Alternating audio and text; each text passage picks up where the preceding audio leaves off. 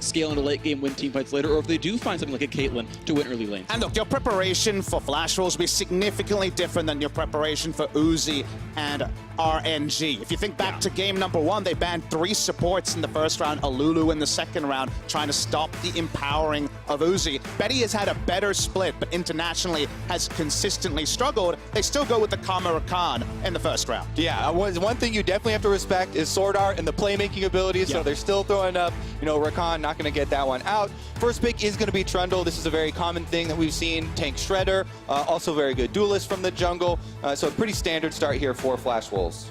You can take high-tempo champions like the pushing mid laners. Think of the Talia they took last time. I think Trundle has a lot of value. At level 1, he can be set behind, but if he's ahead of the play and not reacting, Trundle often dictates the early game.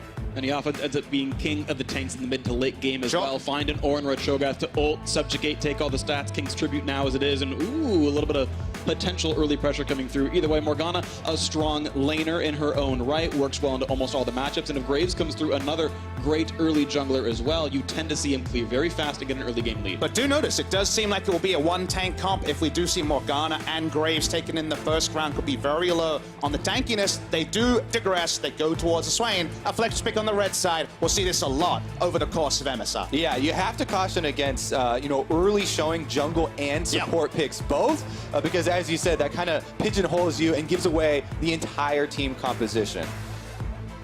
Flash Wolves rookie of the split, Muujin. We'll see what he wants to actually grab. Now, of course, he's got the Trundle, but what he's going to draft for his teammates, of course, and the Varus have it right now. Definitely has been a strong champion for Betty. Will be locked in. His most played of the year so far. First all-team AD carry as well. Betty has been a strong performer, at least domestically, and we'll see if he can keep this chain going here against Fnatic. And of course, it's 10 games for Betty on the Varus, none for Reckless. It's one that he looks over frequently. Ran it in the first game with the Skarner, with the plan of ganking bot lane, trying to hold Reckless down is something many teams have failed to do in Europe. See if that's actually going to be the overall game plan. Here's a return of the Soraka. Yeah, we saw a little bit of the early points in E for the harassment Soraka last time around. Pairing that with Varus, this is an extremely oppressive lane. Oh, yeah. If you're talking about keeping down Reckless and trying to deny CS from him and from the Fnatic bottom lane, then that is a good duo to do it. Caitlyn Morgana, however, is something that's been so popular, you know, in all regions, but especially in North America. You get the binding, can chain really well with Caitlyn traps, if they were able to do that one. In the end, though, they do end up with a Skarner. And I am very intrigued by how this bot lane match is going to play out, because the front half of Soraka E can do enough damage to one-shot Black Shield, then you're immediately silenced anyway. You can basically erase that ability depending on attribute points and how much MR and how much AP the Morgana gets. So this could be a very hard counter if Betty gets, or Sword Art gets enough stats. And you can pair that with the Varus, strong laning phase in his own right, and can operate on 1 and 2 item power spikes, something that Caitlyn cannot say for herself, so they would have mismatched power drops. And Soraka on this big stage, definitely very different to what we were seeing in the regular season with the tank supports. We knew that the range supports were back, but the further thought, the whispers I was hearing was, but Soraka beats all of them in lane. Soraka has a very strong laning phase against range supports. She doesn't have to stand in the front, she can stand in the back as well. Now, because she's going to be poking with the Emax, she's going to be in the front more often than not. Also notice the silence field can have very interesting interactions when Skarner comes in for a bit. Sure, absolutely. If he's Black Shield or not, maybe you break that one down. So Ryze, Camille off the table so far. We do not yet have an obvious top lane pick for either side. We've seen Trundle there, of course. We've seen Swain there. Whippo himself has played it already this split. Gnar also dropped off the table. Of course, Fnatic, very likely that Muujin's going to be playing that Trundle here, but waiting to see Flash Wolves 2 solos as the EULCS squad of Fnatic have that flex Swain, and also looking for Reckless's champion here. You know what? Whippo and Hanabi want to pick up here. No Ornn games yet for Whippo on the top side, so excited to see if we're going to see a digression there. Feels like Ornn will be the staple top laner of this tournament. Final ban, waiting from the Flash Wolves to the final second. We're actually going to go with the Ezreal. And Reckless is second most played here, but Jhin going to be grabbed right away. Says, thank you very much. Crowd control is going to be what I want. And you look at this team comp, and it looks so similar to what Flash Wolves played a little bit earlier today. A lot of long-ranged, single-target crowd control to find an individual pick and start things off. Meanwhile, hovering over the Vladimir here as well for themselves. Does a lot of similar things to Swain. Is kind of the AP carry as well as semi-tank. A lot of zone control for their 5-on-5s. Fun things to watch for. So that's going to be locked in Vladimir, and it's a flex for a few seconds. It won't really matter. Of course, they'll lock in their second champion here as well, but I'm curious to see what matchup they want because they know one of those is going to have Swain either way, and I guess Vladimir could match it, but they got to find their other lane right now as well. They are kind of pigeonholed between two different options here. If you look at the first round of the draft, they're looking for more the closest target. Then Vladimir, he wants to dive into the back line. They can go either way, and speaking of either way, Oren can, of course, CC an entire team. So they have so many different options here on how to play team fights, but they don't really have a coherent strategy one way or the other. It's kind of a foot in both camps. Yeah, they definitely have the ability with Pillar and with Varus also bringing some crowd control from the bottom side to definitely control how that fight is going to play out. But something that has been super hyped up has been Caps on the Zoe. Performed extremely well, especially in playoffs on it. We'll see if he's going to live up to the name. His Yasuo play, while yes, later in the game, there were some mistakes as far as, maybe team communication going for the blast cone, not accounting for possibly being caught out there. His mechanics on the Yasuo were very quick. He has looked very, very smooth today, and that will definitely go a long ways with a champion like Zoe. Look at the side of Fnatic here. Very strong siege setup also. The Skarner ult comes down. Swain can split the team with the Ravenous Flock, and then they can potentially take down one target. Single target deletion is really what Fnatic have outside of that Swain and the big crowd control. I'm interested to see the Summoner spell pickups here as well. Sword Art running Barrier, knowing that Soraka so frequently the champion you focus in team points. He's just that big health battery, and Barrier will help quite a bit in making sure that she does not get focused down. So even if the bind does land, the follow through with Jhin does happen, maybe she will survive that gank, and just that survivability you need to not die to those Skarner ganks in the early game. Champions are all, of course, locked in. The final handshake from the coaches, and this is going to be the last game of the day for these two teams. Flash was coming into this one 1-0. Fnatic, though, had fallen earlier to the Chinese squad of Royal Never Give Up, but we'll see if these teams will now tie at 1-1, or if it's going to be a big difference now between these teams, as Flash could be the first 2-0 team from the group stage. Yeah, Flash had a very dominant victory in their first matchup, and they're going to look to continue it here. Very interesting to see the cleanse, actually the final choice from Sword Art as well. So didn't go Barrier like we might expect. Has gone for the cleanse, just wants to ensure that he's not the first target picked, but of course, the Skarner potentially, if he can get there, can change things around. Yeah, I mean, whenever you're against a lane with, Morgana, as well as more forms of CC, Jhin, possible pickoffs there, makes things very scary, so he's going to have a little bit of an extra answer. Meanwhile, as we get onto the Rift, there is some early coordination from Fnatic. They all exited out the top side of the base, while Flash Dwarves are spreading out in the more standard, watching all the entrances here. So Fnatic look like they want to do a blue side invade to get us started. They definitely have a nasty level 1. If you do see a Dark Binding into the Swain passive, it's a lot of CC and can also bring someone in. So for now, not spotted. Ooh. Yeah, what you're gonna want to do as well is not skill up until you actually see someone. Yep. So he'll hold on to that. Broxah will just show himself here. He ended up going for the back, not finding anything on the blue side invade. Just a fan out defensively by Flash Wolves. Interesting too, I always like going over the starting items and the possible variations here. The boots on Reckless, move speed against Soraka in lane is very, very good because you're talking about the harassment she can put down. They are AoE ground targeted abilities, and having a little bit of extra move speed early on can translate into a lot of health saved by dodging abilities. And of course, you're expecting to step up and also take incidental harass the 4 potions, the other side of the coin there. So sidestepping and staining through what can be a very oppressive poke lane with Varus and Soraka. Kind of interesting right here, the fact that Swain was able to attack over the wall, and now he's like, they have a ward right here. Not that you wouldn't assume it anyway, but they quickly know that, yes, in fact, Mugen is clearing on top of a ward. Not going to hurt too much, but either way, these teams know what's going on. Broxah getting a solo right there on his own red buff, you saw, and without the leech coming through from the Fnatic duo, you kind of can assume that one as well. Can say from the level 1, though, the pathing of Trundle here is going to be much more predictable because they know where he started. Of course, he's going to take the camp that was previously harassed from him. Trundle, when he has the tempo, when he has the first step, can definitely control a lot. But now, Fnatic can kind of plug and play his expected path. That's probably going to be pretty much a full clear here, the side of Mugen. Yeah, I would think that both junglers looking for early clears, focusing on the camps right now, not wanting to give up too much. They should as well be thinking about the Krugs. The Skarner, that's pretty much going to be the last camp on the radar after everything else is taken to return up to the top side, and they would just want to see if they could grab Scuttle before he has to return to that side of the map. So Mugen is going to be first to that Scuttle. as you're talking about. He can get there early, get a little vision down. Yeah, wants to make sure he's a little bit safe. Actually spots Broxit with the ward over the wall, knows that that blue's been taken, but now with a greatly aimed pillar, gets the knock up on the Scuttle Crab to break the extra armor and gets an easy kill onto that one. Plus everything else. So, vision secured, and it'll be much harder now for Skarner to find the gank. Keep in mind the blast cones don't spawn early anymore, and Skarner can't jump walls. This means there's no gank really available for the next 45 seconds in that bot lane. And given the texture of the bot lane, how much poke is available for Betty and Sword Art, spotting the enemy Skarner, seeing go top side and getting Scuttle control. Bot side says, hey, Varus and Soraka, you keep pushing. You're under basically no implied threat at all. So it allows the bot lane to do exactly what it was selected for. So it ends up being kind of like a successful gank, pulling off that vision. Yeah, meanwhile, Skarner doesn't have a lot of options as far as early diving and Ornn. Sometimes you'll get a little cautious and you'll be like, oh, there's a giant minion wave pushing super early. It would be terrible for X top laner to get dove and lose out some of that experience, but the Swain plus Skarner, not a lot of kill threat there, even under a push turret, so Hanabi able to clear out a decent amount of those just fine.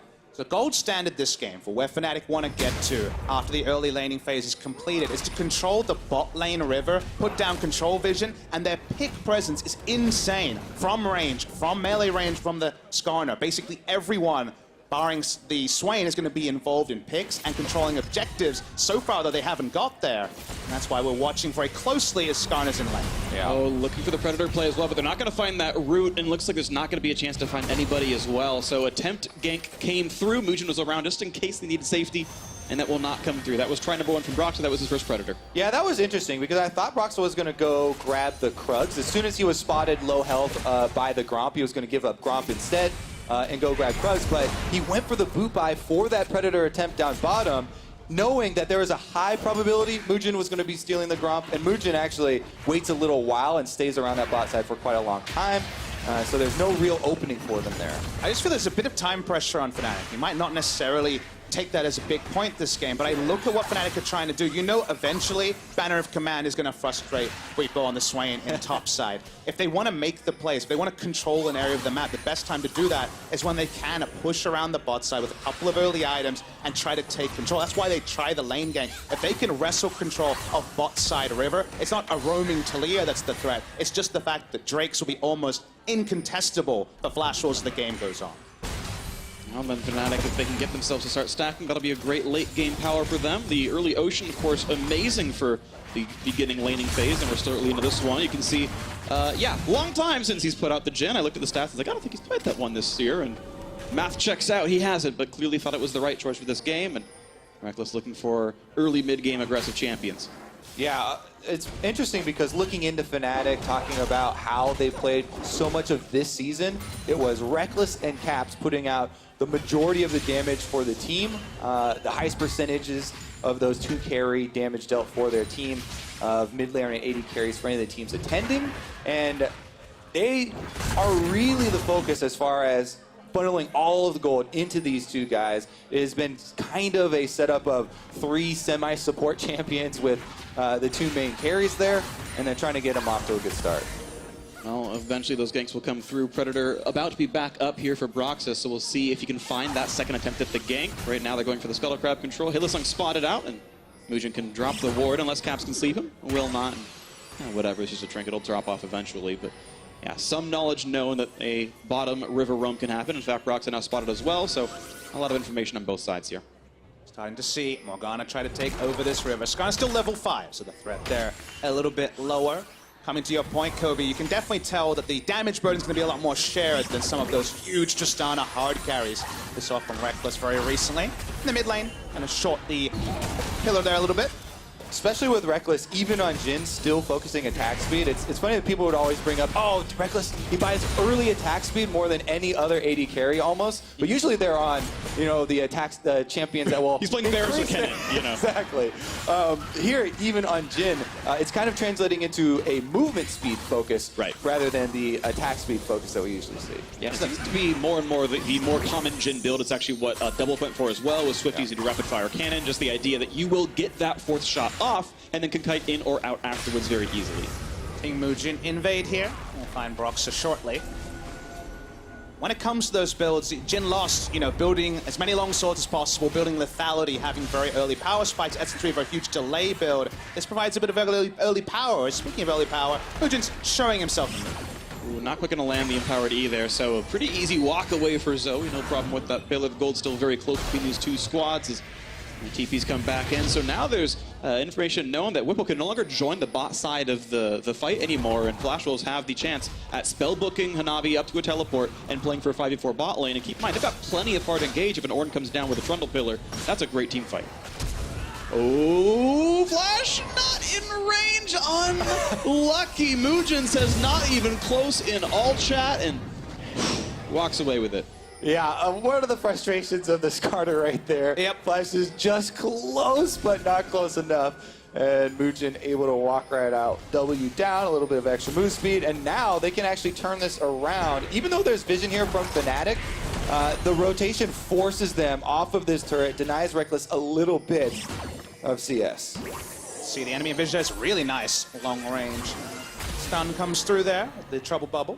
A little bit of damage with Maple, but he trades it back without too many issues. So we still have this very tied game state right here. Even the CS numbers are within 10 pretty much everywhere on the map. So not a lot of major gains yet. Yeah, even though we're seeing most skills missing right now and nothing really coming to a confrontation, Skarner having the Predator use there and the Flash both used means there's a huge amount of time where Fnatic have way less options than before, because most of it would revolve around a Skarner hard force.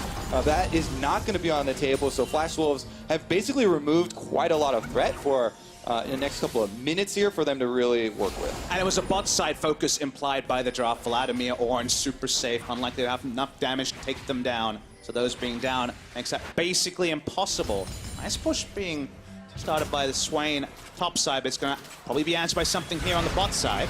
Right now, Hanabi very detained, and now look at those chains of roots. The ult's coming across as well. Ignite cleansed away. Sword not going to be able to run out for a little bit of this one. A stun on the front lines. Hillside now force a flash back out. The shots come through, but looks like Betty's going to be okay. Now, the next attempt here as the TP comes around cannot be matched. Hanabi, it doesn't even get bound anyway, but will not find the hard engagement. Hillsong very much alone. Flashless knocked up. First blood comes through to Betty. The bot lane Kira gets 400 extra gold in this turret now under fire. Looks like it'll drop faster than Whipple can handle the top lane. Still a really clean setup around these top lane. As his bot lane dies, we saw this many years ago. It's been a common strategy. They gave up the top side. They execute perfectly. It's not quite the Talia draft, but it still gets the bot lane turret first. Yeah, and I think that Flash Wolves were very happy to see that bottom lane aggression come out from Fnatic at this time. Because if you're watching the mini-map, Whippo was zoning Hanabi off of this turret. He had a double stacked minion wave there, and because Roxa had been seen up on this side, Hanabi was playing very carefully. He had backed way off, and so they were already seeding top side pressure.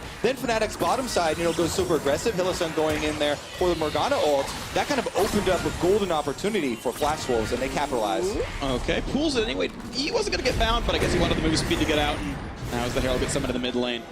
Roxa instant cast there on the Rift Herald. That's interesting, but it will draw everyone mid side. Well, flashes come in. Roxa gets the suppression in, but gets knocked up regardless, and Mujin gets himself that kill 2-0 in that scoreline. Of course, first circle's humping as well. Flash rolls up in money.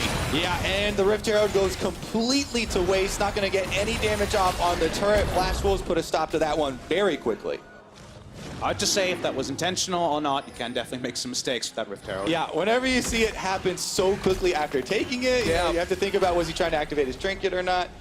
But regardless of the case, Flash Wolves with a couple of small victories for themselves back-to-back. And it's just following the logic. We'll first talk about this play in the bottom. Remember, as you say, Whippo has control of top side. Ornn's already moved back. When the moment they commit here, there's a teleport disadvantage. There is a variable they can't take advantage of. It takes a long time for Ornn to commit, but when they see Hillsong or Reckless Long, they make the call, Hanabi comes in, and there's setups for success in this particular case. Yeah, even though it was a good opportunity there, seemingly if you're just looking at the bottom lane for Fnatic and a lot of damage was dealt, Hillsong getting to that point and taking a lot of DPS on the way out, looking for that kill, opened up the opportunity there for Flash Wolves. So they're able to get the kill, they get the turret as well. And if you ask me what happens as this game goes on, where the scaling is at, the game will eventually reach a point where both Caps and Reckless will have to deal with a Vladimir who will find access to the backline. Ghost, Flash, Shirelias, all the other movement abilities. Neither of these champions are particularly mobile. You will eventually take huge AoE damage, and in the meantime, what are you achieving with Skarner, Swain, and Morgana? A bit of CC, a bit of damage, but you do worry that maybe Mabel can solo decide this game if he piles on 3 or 4 items on Black. Yeah, there's a lot of very important single items even that are completed right now for Flash Wolves, with Rageblade just getting completed for Varus. You know, that's a huge spike for him, and the Shirelias that you mentioned for Vladimir, keeping him very mobile, and Maple does have his Flash ready as well. Even Abyssal Mask, the combined cost is in inventory for Hanabi. That's a big power spike. Get in the front line, just amp your whole team's damage at that point. There's actually a meaningful magic damage footprint on every single champion, even the Trundle ult. A little bit of something there. So Fnatic, they're going to have to look to try and utilize the pick potential they have with this comp. It's actually insane how much possibilities they have of picking someone off. Sleepy Trouble Bubbles, Morgana Bindings, Jhin follow-up.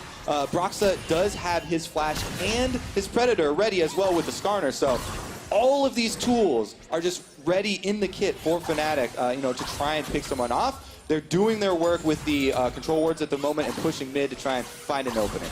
I want to find an excuse for the enemy to walk up. Usually warding is the case. Mujin only has a bit of armor. He's very, very squishy. He will go down to full Trouble Bubble.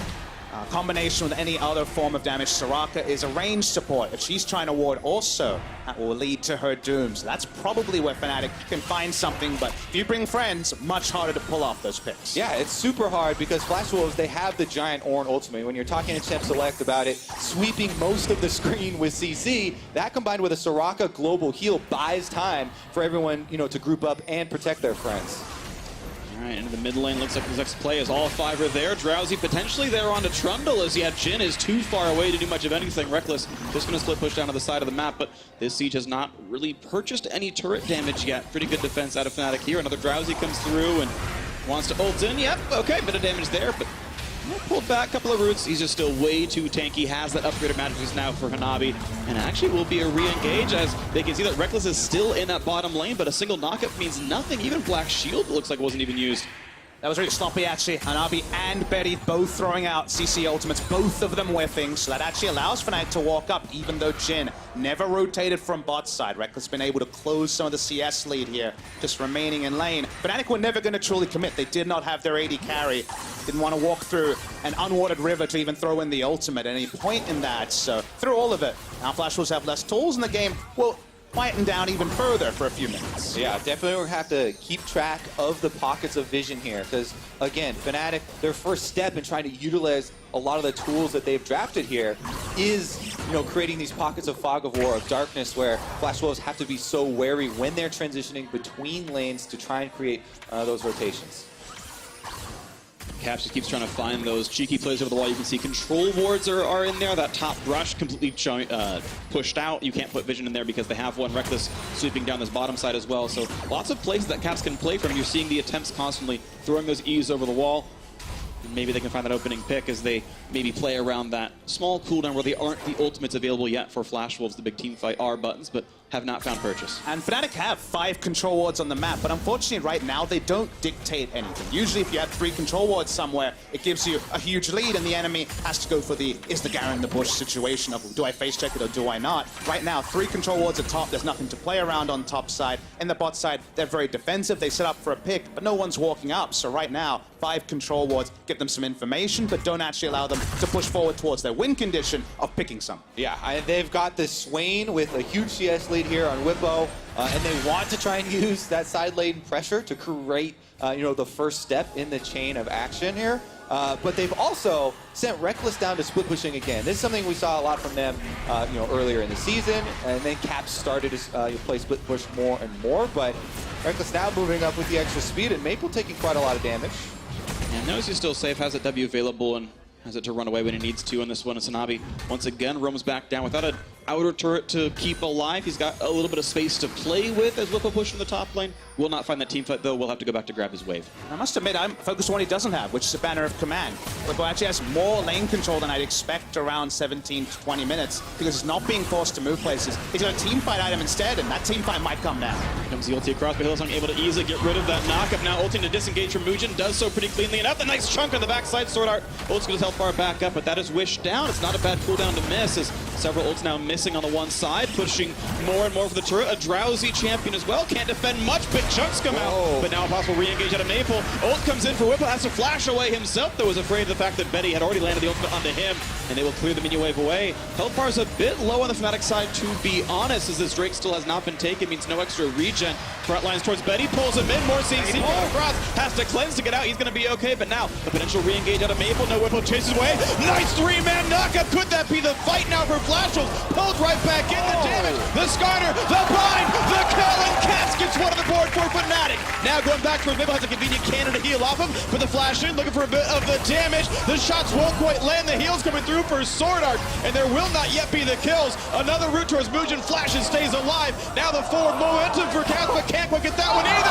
Betty gets the snipe and makes it a 1-for-1. That said, this turret still taking damage. And Betty's the only one there trying to clear out the minion wave. Sword Art hanging around, 50 HP left on Soraka. He gave all of his health away to try and sustain through that fight. And you can just see Maple so frustrated, waiting for his moment to use the Hemo Plague. 40 seconds of damage had gone down. Just incidentally, he looked for his moment because the outer mid lane turret is still up. The dive of the backline doesn't work as cleanly, and there was just blinking health bars on 8 members of both teams. Yeah, I saw a lot of frustration on both sides for that entire team fight. That was almost a minute-long team fight if you started at the very beginning of the skirmish here. This was the first big thing where, oh, we chunk out Sword Art. You know, the Horn Ultimate was already used. So many cooldowns were used early in this 5-on-5 without people dropping, that then it opened up a really big opportunity. Here's the last one. Whipple does, use his ultimate as well as the flash to get out here, and that's why for the re-engage, where the Trundle Pillar came in, as well as the knock-up opportunity off of that newly created terrain, that's why Flash Wolves went for this kind of counter with the secondary engage. But eventually you reach a critical point on Vladimir where you can fully commit, get in the backline, that Tides of Blood is hitting on multiple members. Cat's just dead out of the replay. Found out, Betty put the ultimate in and got the champion to grab, and there's no cleanse yet on that Summoner Spellbook for Caps, and that's going to be, look at this, everyone in the mid lane knocking that one down, will not be answered. 2-1 in turrets for Flash Wolves. Yeah, that replay was going to be so long. It started after the team fight had already started, and we didn't even get to finish it because more action had already occurred. But as more gold is loaded into the game, I'm not talking about necessarily a gold lead, but when this reaches a 50,000 game, or there's 2,000 or 3,000 one way or the other, that's when Vladimir could truly commit. Now there's no outer mid lane turret either. The next fight with Ghost Flash up from Vladimir, we're going to see some fireworks. And it's funny too because Swain has had such a big CS lead that we thought I was going to see similar things from them. You know, they're very similar champions and they play very similar roles, but with these big cooldowns now off the table and the flashes being timed here, we'll see if Flash Wolves now with this turret advantage can actually take over more of the map because they've been pushing up their ward line and it should allow them to continue controlling. The disconnect I see though is that Jhin is so different to Varus when someone like Swain and Vladimir are creating space. Consistent damage, high attack speed, you can understand what Varus will be doing. The Jhin might get a bit more time for setup, but it's not quite the same profit from Swain controlling space and also just purely in damage. Vladimir will out-damage Swain in an AoE team fight any day. Now they do have different priorities on these champions. Looks like it's Fnatic being much more pick-focused with regards to what they went for, and so you're right, those 5-on-5s might look a bit different for them. Right now the gold only 1,700 apart, but Flash Wolves are in the lead on this one. Also have a bit of a vision lead as well. Also, in the last, for the entire game, Swain has done 40 more damage than Vladimir, I believe was that total. To be fair, he got to fight a melee champion in lane, so those numbers are getting hiked up quite a lot based on the laning phase. If you cut off the first 10 minutes, I bet you it's probably a little bit better for Maple. You'd be a brave man to assume that will continue for the rest of the game, Kobe. Here we go, though. Baron control being set up by the Flash Wolves. They're playing off their control wards, moving through the red buff, and clearing out Fnatic's options. Fnatic are cowering in fear a little bit. The control wards they had to control the river are gone. Base check targets aren't really there. How will they generate this pick, barring a moment of brilliance from Caps, as Flash Wolves have already started the Baron? 2 people on it, and they're in completely clean fog of war. Sword out there to heal if they need, but if Fnatic running near, they're going to be able to check that one. Swain W says, okay, they were hitting it back to full health. Not a problem here, but it needs to remind them that they gotta fight for that vision control. They can't constantly check with long cooldown spells like that. At a certain point, the sneak can come through with a Rageblade champion like Varus. Yeah, currently it's going to take them quite a while to burn through it. So Fnatic are being fairly conservative with using cooldowns to check. And with Pillar and Ornn Ultimate, your ability to turn off Baron and tank it is insane. So they're happy to start it a couple of times. You look at Varus' items, doesn't actually have a lot of damage, gone for utility and defensive choices instead. They're basically, if you're Fnatic, you should look at those items and say, is Betty actually has to escape from the Baron, just assassinating him. This build from Betty says, we're only about the turn, we're not going to commit to finishing it, and that allows Fnatic a bit more breathing room to allow them to start Baron and not fully engage. And that's a large chunk of health. Just that chunk is going to allow Fnatic to move in and clear out like 4 control wards here from Flash Wolves, regain so much vision around this Baron. It's an important power spike for Caps right now as well. Death Cap in the inventory, 2 items now in for Reckless as well with the Essence Reaver. You saw that the pieces of items Betty went for, the QSS for safety, the Executioner's Calling because there's a Swain on the enemy team, and it delays the actual spiking in. Rageblade multiplies all of your other stats, and there are not any other stats to multiply yet. He's just pushing towards the Rapid Fire Cannon or Shiv. And even though people are embracing how many damn items supports can pick up, unfortunately for the poor Soraka here, the Unicorn only has a QSS and really working on that first completed item to go from there. That's pretty crazy too, because of course we started with Cleanse there. We switched out of the barrier at the very end of Champs. Like I know I need to be able to survive Ignites and survive Binds, and now he's got to survive Skarner as well and make sure that Soraka is not the first casualty. And honestly, now you say maybe Sword Art never dies because Fnatic don't have good backline access and he has 2 forms of Cleanse. How will he actually die unless all his friends are down at the same time? Well, that's what he's thinking with the item purchase there. Control what is dropped over the backside here. As you can tell, Fnatic are using everything they have to check once again. If you look down again at the mini-map, though, they sent Whippo down to the bottom side. He pushes the wave into bottom turret first, then comes up to join. Vladimir pushing on top side, though, for Flash Wolves, hoping to create the opposite here for them. And he's flanking around now. Vladimir pings behind the enemy team. Enemy spotted. They're going to try to collapse onto him. There's the pop in as well. Righteous Glory coming in, and Maple's going to run right across the team, try to get away. Flash to make sure, and Whippo now going to look for that route. He's going to find Soraka, gets the pull and goes to the back lane, can't get the kill. And has to pop his Hourglass, the Zonias. But on the front line is the rest of the team. Maple gets that first kill, 5-1 on the scoreboard. But a trade does come through courtesy of Broxa's ultimate. Not quite going to find an opponent, but pushing in his Caps. Gets another flash for himself. There's his W. Gets the auto attack in the back line, and he will get Sword Art. You cannot cleanse auto attacks. Blinding it as well. It's a 4v3 team, but Betty across the wall can still exert some threat. The flash in for more. Look at his Maple. Can't get the attacks, but does survive it. Now almost puts him to sleep, but they're going to walk away. Still +1 for Fnatic. They do have map control. All the threat was down, guys. They were able to keep going. Caps no longer had to respect any sort of backline threat, and there were low health members, and with his newly bought Death Cap, he saw triple and quadra in his future. Yeah, they were happy to take that trade, and Caps finds his way into the backline, taking down Sword Out. There's your backline access. They've got the little trickster. Here we go, though. Maple was looking for a flank, but as you said, spotted out, and Fnatic immediately turned on him, forcing out some cooldown. And he uses everything defensively. He's not trying to maximize damage at all. The Ornn ultimate is down. And then Cap says, actually all the threat is gone. You do notice that Hanabi in the backline occupies a lot of time, but the ults are down. The threat is gone from Flash Wolves, and that's the invitation for Fnatic to move forward. Yeah, even though it was a 1-for-1 trade in deaths there, before he went down, Whippo did so much damage to Sword Art, and that is the one that's not going to be able to heal herself back up. So Caps was able to capitalize. Nice little chunk on a Betty. Q is pretty strong from a Death Cap. Zoe, Sword Shoe's now done as well. I want to see if he goes for even more flat pen to really punish that back line if the skill traps do land.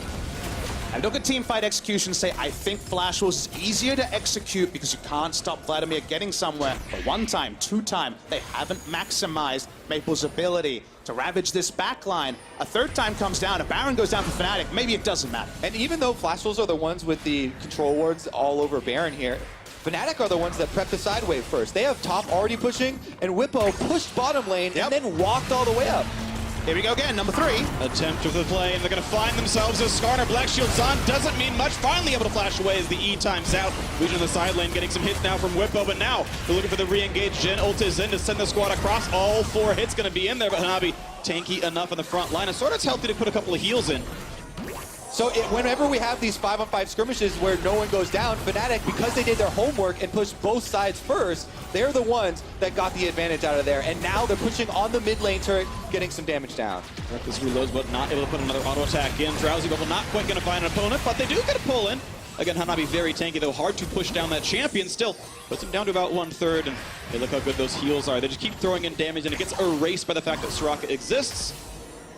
And a lot of this, too, is because Vladimir forced over to the top side, cleared out the double minion wave. Fnatic got a decent amount of damage done on this mid turret, and they're not giving up. And there's also the build. Remember the Banner of Command on? We predicted, we hypothesized, we basically saw. Never materialized. He went Warmox, gone full on for team fight here. Usually it's Catalyst into Banner of Command, into dictating to either Caps or Bwipo, whoever is in that top side. Instead, he's gone full team fight, and while he can tank Baron and then Warmox to full health, while he has a damage amp coming through from his items here, he doesn't have the ability to control the sideways. And like you say, Fnatic have just played them better, but they've kind of got an invitation and they've RSVP'd from Flash Wolves not taking Banner of Command. Sidelines may continue to play dividends here for Fnatic, who have been down in turrets, down in kills, and yet the gold is equal. The farm's so good. Flame Horizon now for swinging up in that top side, and leads almost everywhere except that mid lane. Yeah, at this stage in the game where you start trading minion waves with split-pushing champions rather than having the tank down there, it's not really fair anymore. You can see Vladimir 293 CS as well. He's got a pretty sweet hat there as well, Kobe. He's ready to go. But, again, Wimbo first down to the side lane. Meanwhile, there are 5 members of Flash Wolves all in mid lane looking to force. They found the root. Hillsong, not an easy exit, but this one is going to get chopped down. Benny gets a kill in the second in the back line. Death Cap. Vladimir does so much damage. And Flash Wolves 5 men in mid finally pays off. They are able to force. They get 2 kills, and they're going to force onto Baron now. Wimbo is still damaging the turret, but he could teleport for Fnatic. And that's on Vladimir, baby. It's about the execution. Enough times you'll get it. They get it this time, but do they get the Baron? No blast cone, no flash for Broxa. The steals will be difficult, but Whippo still trying to look for the fight in the back line. He's going to find Maple. Nice heal back to full HP, though. And Benny in the middle of the fight. Can they drop down Swain? Big heal comes across. Mutin's still up there, unstoppable. As Benny gets yet another kill, and Broxa does not have a way over this wall. He cannot smite this. It's all on Caps, and they delay till the Q lands. Easy burst. They're going to get it, and it was never in range of anything. A clean enough secure for Flash Wolves. Huge swing here for Flash Wolves. They're rewarded so heavily for the 2 kills in mid lane. Now with Baron,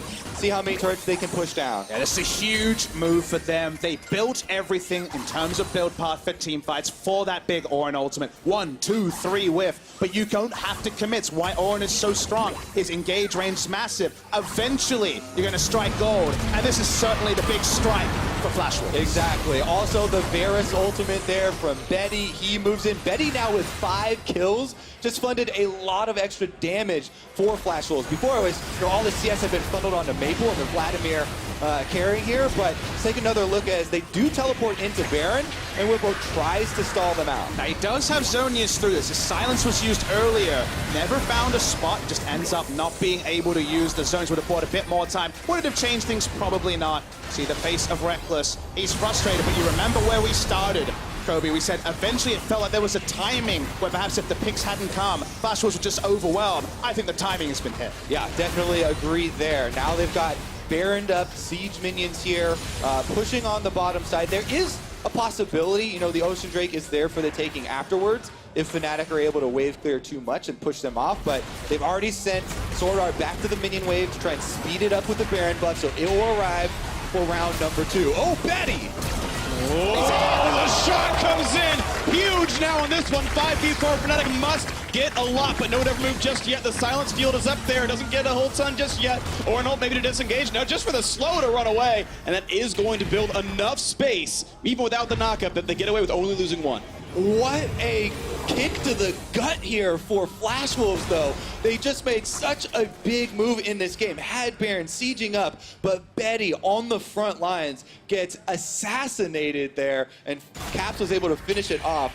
Really good, again, Zoe play from him to find the priority targets and get those timely kills. We know that a siege is more than just 5 people rocking up to a turret and trying to right-click it down. You also need to be able to play your sideways. They've still refused to do that. Still no Banner of Command. Still the minions were pushing in topside while they made that play. They're allowing themselves for one mistake to just halt a Baron power play. One person dies because they all committed everything to the 5v5. The Baron power play basically is nil. Yeah. Look at the pickoff right there. Wiblow's able to start it off. Beautifully done by Caps. Oh, everything hits right there. And that's all they needed to take out so much of the advantage that Flash Wolves have just earned. Whereas Maple still scaling, got to stop watching the inventory now, so those backline dives can be even less scary. Could still, of course, be that major carry for this one. Only 500 gold separates these teams. It's a nice little reset for Fnatic, though. You thought with them losing Baron and 3 kills, they might have lost the entire map, but it's only 3 turrets to 2. This is still a lot of game left to play. Difficult to pilot, though their comp may be. As Baron times out, looks like very little will be killed. Yeah, basically a negative Baron buff power play. Maybe we'll get the official confirmation, but the gold lead is nil between these two teams. If Flash Wolves insists on playing one lane, they make any further mistakes, this game could still swing the way of Fnatic. Just waiting for the openings here. Do want to point out, by the way, for those who have not been tracking Varus a lot, has a new active on the W, which makes not only maxing Q very good, but his on-hit build has gone away, so he's up to Infinity Edge of the standard scaling. Big sniping in the champion, and now finding the big knockup. Maple is there. Look at the low health bars. Reckless will just pop. No, he's got 50 health and he stays alive. Looking for now for the re-engage, and the Zonia's popped the knockup there. Brock's forced to run, but where can Swain go? Nowhere at all. 9-4 in kills. Now a great pickup for Flash Wolves. Huge initiation there, and the combo once again, even though the backline doesn't die and Reckless is chunked out to under 100 HP, it opened up the opportunity to then take down the front line. We saw so much Vladimir Kobe in the plains, and you see why. He's basically like a tank getting in the backline and an AoE threat. There's nothing that can peel him away. Doesn't matter if you have a Morgana. Pop goes the Weepo, and pop goes Fnatic. And that's why you funnel your CS onto the Vladimir, because your Ornn is only there for the ultimate to start this off. If he's able to get a good Ornn ultimate to open up the opportunity for Vladimir to deal the damage, that's where Flash Wolves are again able to take it. We just saw a game where Prey was very clearly the MVP of the team. Everyone's building around him. Now it's a mid laner. Now it's Maple, someone who has really stepped up in 2018 after kind of languishing in 2017 compared to his former glory. He's set up for success, but Fnatic, nice straight line rotation through the mid lane. Gonna get 2 turrets. Really nice out of them, and now it's a gold lead for Fnatic for the first time in a while. In front of their home crowd here, Fnatic hoping to not drop to 0-2 at the start of the day, and Flash was one of their close competitors in this group stage. You got to make top 4 to make it to the knockouts, and yeah, that's 30 gold after the fact that Baron is worth, 1,300 in the first place. Not a good look, but they're kind of just eventually brute forcing their way through with their team comp. So they are playing to their team comp on the basis of level, their 5v5 wins. Yeah, that stat just really hits home what we were talking about, how big of a mistake that was from Betty getting picked off right when they're about to have the siege come together on the bottom side. And this is something that people were discussing with Flash Wolves, where they came into this tournament, you know, they take down Gambit very quickly. And then in the first game, they're also able to take down Evos very quickly off of some, you know, very powerful early game and good snowballing. But now here up against Fnatic, the mistakes are punished. If the openings are there, Fnatic are very quick to jump on them. You talked earlier, Papa Smithy, about the ease of executing composition. I want to point out Reckless, who has scaled it very beautifully here, never stopping by for an Executioner, stopping by for a QSS. He's almost at 100% crit gen right now, which is 1,000 damage crits frequently. Which means he can teamfight very well, and just walking up an auto-wing ends up being really powerful. On that simple level, when he has the breathing room to sit there and be, all right, it's time to open up my ult, gonna hit all my bolts, got great skill shot accuracy, yes. But Maple is the one starting and ending fights, and in that time, you see Reckless kind of flash heal, maybe auto-attack one person. He can never actually get a full rotation that the damage would imply. And so you think the first thing on Fnatic's minds is going to be ward our flanks. If we get flanked one more time by Vladimir, we're toast.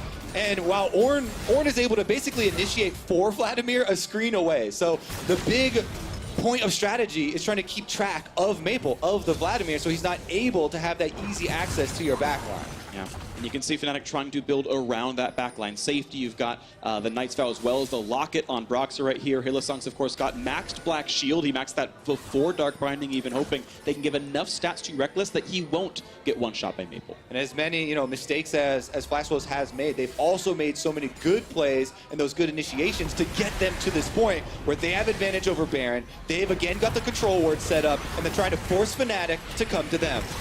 And they're forcing this Baron pretty nicely. Muujin still decent health bar onto him. 6,500 left on this Baron. Broxah does not have flash. Is he even gonna get there? He has to get over the wall. He can't do it. 400 health. And this bite comes through. Muujin secures rookie of the split for Flash Wolves. The second Baron now as the re-engage comes across. A flash out of Caps. 5-on-5 still here. Whippo in the front lines, but not doing much of damage. Sounds has a flash away. Black shield on as well, and out he goes as Muujin still holds onto the front line. The root, the pullback. They're going to find a little bit of something, but not yet the team fight. Now the Trauma Pillar is up. They're looking now as Swain pops the ulti. Whippo could be running out of health, down to 1,000. Can they burn him down? And they will. Betty gets the kill, as well as a solo in the mid lane as Maple takes out his opposite member with 3 left. Now Fnatic must run as Flash Wolves now have all the control they could want. The Pillar does not care about Black Shield. Betty finds a snipe. 3 for 0 plus Baron. Another great force from Flash Wolves. They have the advantage. They're just going to overpower you, and they run straight through Fnatic. This Baron buff is going to be worth way more than 30 gold. Absolutely. They wait for their spots. Maple just uses everything on one person. Caps down,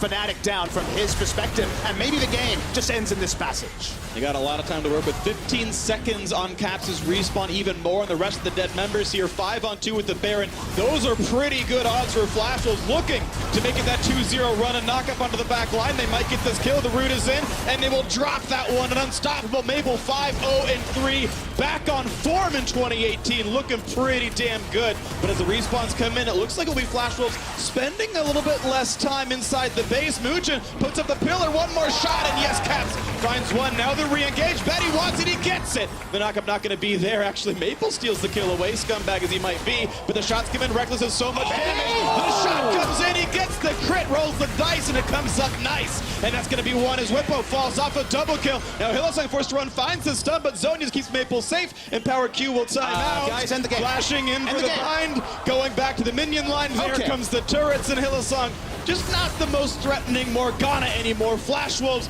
will end the game. The 2-0 run. Flash Wolves on form. Flash Wolves going 2-0 on the first day is not something many people would have predicted. This game, they definitely gave a couple of opportunities for Fnatic to come back. I think the drop from Fnatic could have worked, but like we said, timings. We checked our watches. It read 30 minutes. I saw a nice hat on Vladimir, and I feared for the lives of